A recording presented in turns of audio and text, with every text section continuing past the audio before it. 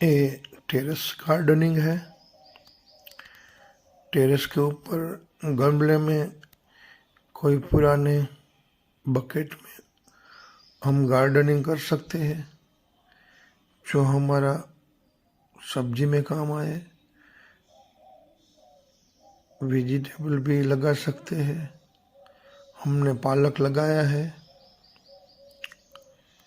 भाजी लगाई है, रिंगन भी लगाया है और पुदीना भी लगाया है गमले में। और नीम का कड़ी पत्ता का पेड़ भी है। हमारे गुजराती में वो सरगवा भी बोलते हैं, मोरिंगा हिंदी में मोरिंगा बोलते हैं, वो भी लगाया है।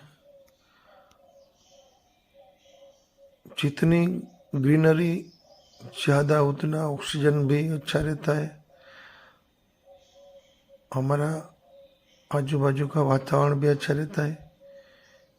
होम गार्डनिंग करें।